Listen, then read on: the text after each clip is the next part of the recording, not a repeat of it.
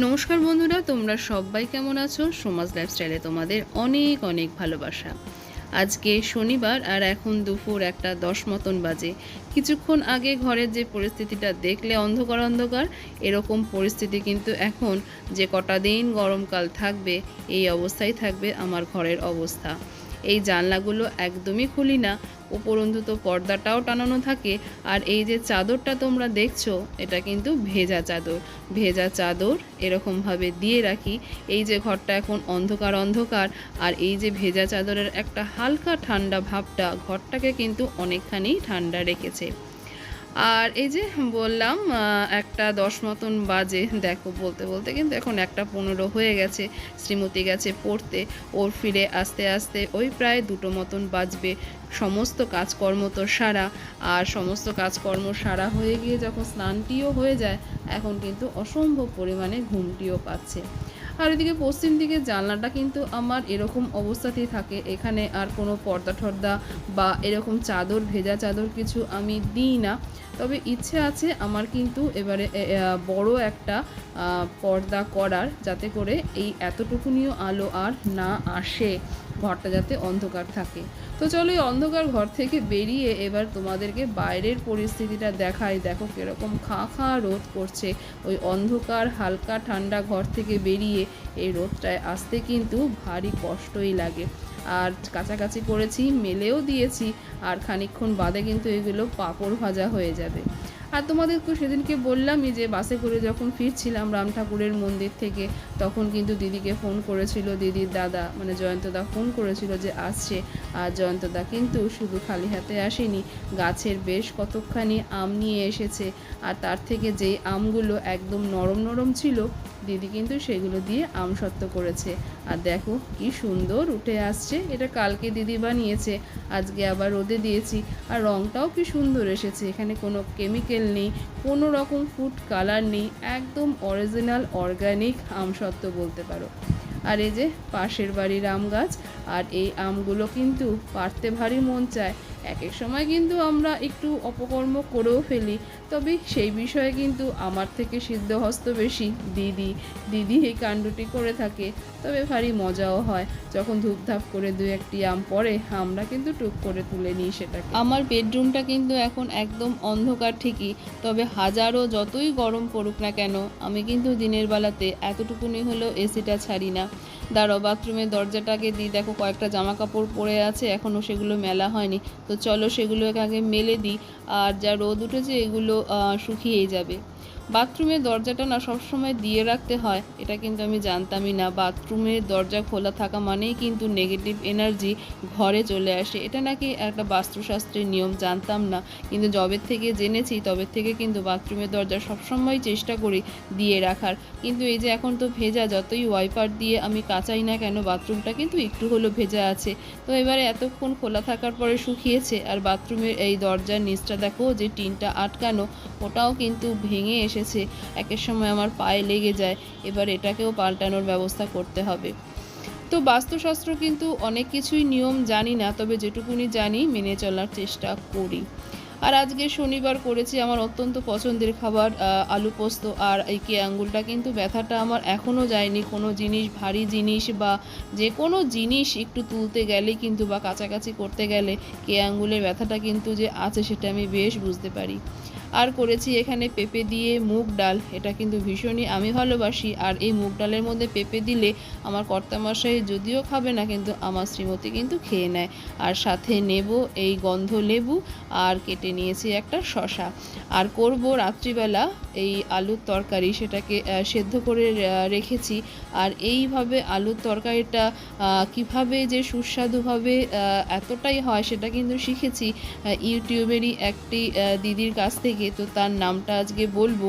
আর সেই দিদিকে তো অনেক অনেক ভালোবাসা, তার কাছ থেকে এত সুন্দর সহজ পদ্ধতিতে একটা সুস্বাদু আলুর তরকারি রেসিপিটা শিখেছি। আর সেই দিদি ভাইয়ের নামটা আজকে অবশ্যই বলবো যে কার কাছ থেকে এত সুন্দর রেসিপিটা আমি শিখেছি। আর যে ভাতটা আছে এটাকে আজকে আর ওভেনে গরম করব না, জল ঢেলে রেখেছি, এটাকে আজকে গ্যাসেই গরমটা করব। আর একটু উচ্ছে আলু ভাজা না কালকে ছিল, সেটাকে বের করে রেখেছি। আর এই গরমকালে কিন্তু তেঁতোটা খেতে বেশ ভালোই লাগে। আমার শ্রীমতী তো খাবে না, এটা আমিই খেয়ে নেব। আর ইচ্ছে আছে আজকে একটু গরম ভাত দিয়ে উচ্ছে আলু ভাজাটা ওই ঘি দিয়ে মেখে খাবো। আর সকালবেলা শ্রীমতীকে স্যান্ডউইচ করে দিয়েছিলাম, ওই খেতে চেয়েছে, তবে ও কিন্তু খেতে চেয়েছিল একটা। মায়ের মন তো, একটা করিনি, দুটো বেশিই করেছি যদি খেতে চায়। কিন্তু ও তো যেমন বলা তেমন কাজ, একটাই খেয়েছে, দুটো রয়েছে। আর এই খানিকটা রয়েছে টক দই, এই টক দইটা বের করে রেখেছি, এটাও আজকে খেয়ে নেব। তবে আমি কিন্তু মিষ্টি দই খুব একটা বেশি খাই না, ভালোবাসি না। দাদা যে বরানগর থেকে মিষ্টি দইটা আনে, সেটার টেক্সচারটা এতটাই ভারী আর এতটাই মিষ্টি হয়, ওই দইটা খাই। আর তবু মাঝে মাঝে মধ্যমগ্রাম থেকে একটা মিষ্টি দই আনে, সেটার টেক্সচারটাও ভারী আর মিষ্টি হয়, ওইটাই খাই। এই দুজনের দুই জায়গা থেকে আনা মিষ্টি দইটাই কিন্তু আমি বেশি ভালোবাসি। আর অন্য কোথাকার দই আমার এতটুকুনি ভালো লাগে না। আর টক দইটা আমি বেশ ভালোই খাই। আর গরমকালে তো টক দই হলে তো কোনো কথাই নেই। তবে এই টক দইটায় কিন্তু আমি কোনো চিনি বা নুন সেরকমভাবে কিছুই দিয়ে খাই না। যদি মন চায় তো একটুখানি বিট লবণ দিয়ে খাবো। আর যেটা বলতে গিয়ে আমি ভুলেই গেলাম, ওই যে একটা কথা বলতে গিয়ে তো আরেকটা কথার খেয়েই হারিয়ে ফেলি। যতই গরম পড়ুক না কেন, দিনের বেলায় কিন্তু আমি এসি একদমই ছাড়ি না। আর আমার কর্তামশাই যখন বাড়িতে থাকে দু এক সময় হয়তো সে ছাড়ে। দেখো, এসিটা আছে মানেই যে আমাকে সারাক্ষণ এসিটা ছেড়ে থাকতে হবে তার তো কোনো মানে নেই। ওই রাত্রি 10টা বা 10:30 বাজলে তখনই এসিটা ছাড়া হয়। তার আগে কিন্তু দিনের বেলা এসি একদমই ছাড়ি না, যতই গরম পড়ুক না কেন। পকেটের একটা মাপ ওজন বলে একটা কথা আছে। আর ওই যে চাদরগুলো দেখলে ওগুলো কালকে কাচবো। আর এই আমগুলো হলো গিয়ে জয়ন্তদা যে আমগুলো এনেছে তার মধ্যে থেকে যে কটা শক্ত আম সেগুলো দিদি দিয়েছে। আমগুলোর গন্ধ তো অসম্ভব মিষ্টি গন্ধ, তো আমার শ্রীমতী তো খুব আনন্দ সহকারে খাবে। আর এই আমটি হলো ওই যে বারান্দা থেকে যে কাঁচা আমগুলো দেখালাম, তার থেকে যে আমগুলো ঝরে পড়েছে সেখান থেকে একটি আম আর কি পেকেছে। এরকম বেশ কত কি আম পাকছে আর আমরা এভাবে খাচ্ছি, মানে কাঁচাগুলো পাকছে আর আমরা খাচ্ছি। আমটা কিন্তু খেতে খুব একটা খারাপ না, পিঠটা বেশ মিষ্টি মিষ্টি, কিন্তু আঠিটা এতটাই পাতলা, খুবই ভালো, কিন্তু একটু টক মতন হয়। তো চলো, এদিকে আমার তো মোটামুটি কাজগুলো তো সবই সারা। এবারে গিয়ে একটু রেস্টটা নিই। প্রায় কিন্তু 1:35 মতন বাজে, শ্রীমতীর কিন্তু ছুটির সময় হয়ে এসেছে। এবারে ওর বন্ধুর মাকে ফোন করব যে আর কতক্ষণ বাকি।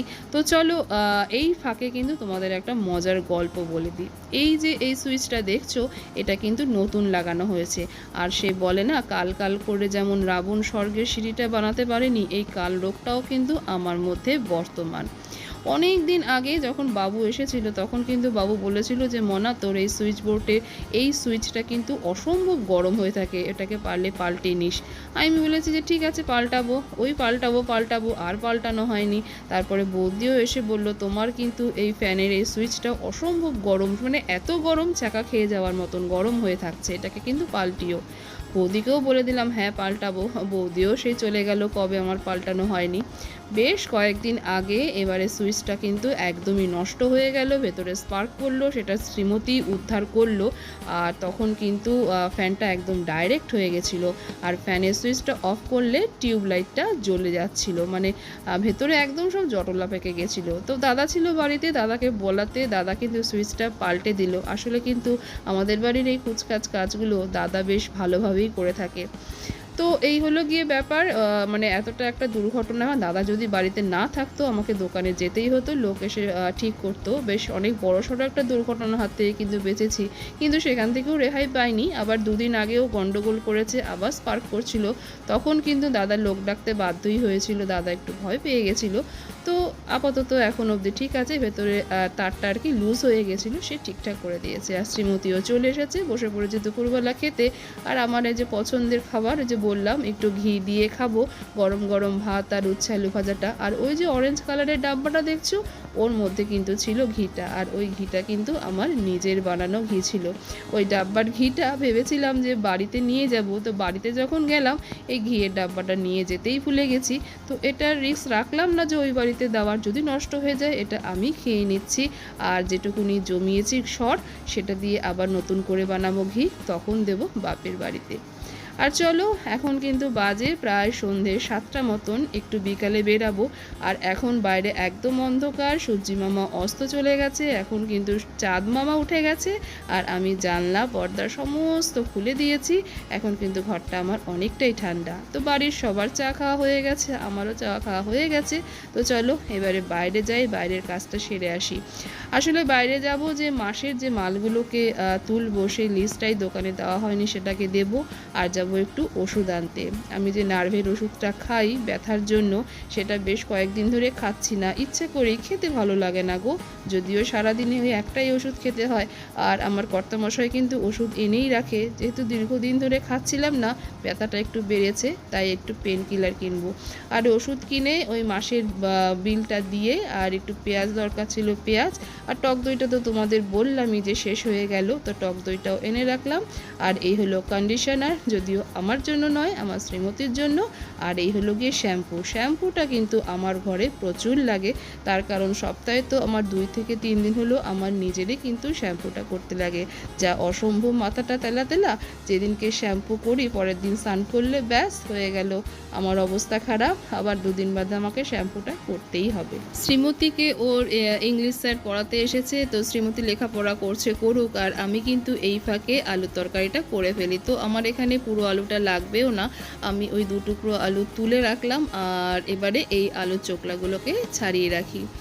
এইভাবে আলু তরকারিটা কিন্তু আমি করা শিখেছি ঘর পরিবার ব্লগের মহুয়াদির কাছ থেকে। মহুয়াদি, তোমাকে অনেক অনেক ভালোবাসা, এত সুস্বাদু একটা রেসিপি তুমি শেয়ার করেছো।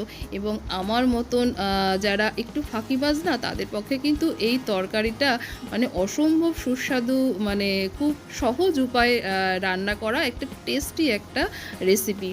তবে মহুয়াদি যেভাবে রান্নাটা করেছে সম্পূর্ণটা সেভাবে আমি করার চেষ্টা করেছি।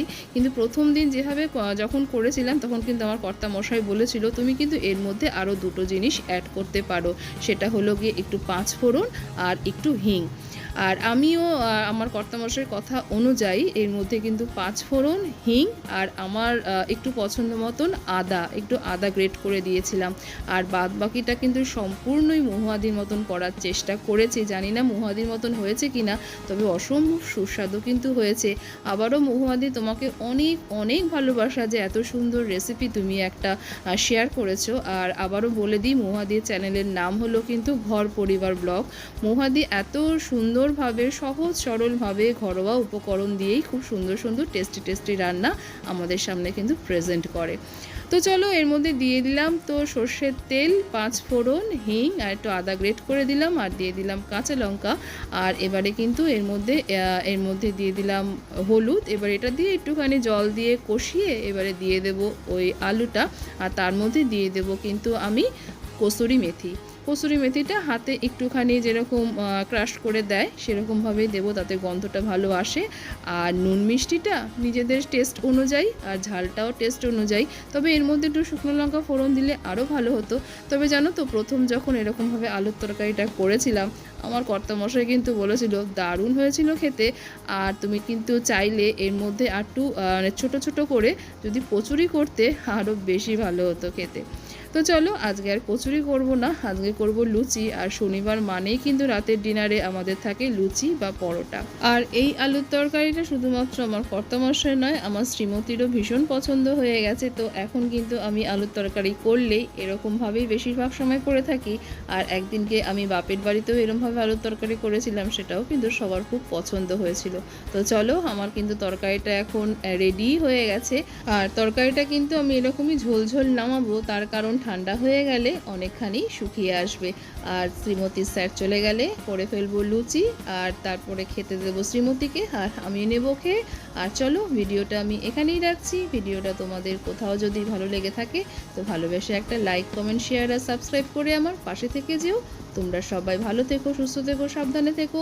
আবার দেখা হবে তোমাদের সঙ্গে অন্য আরেকটি নতুন কোনো ভিডিওর সঙ্গে।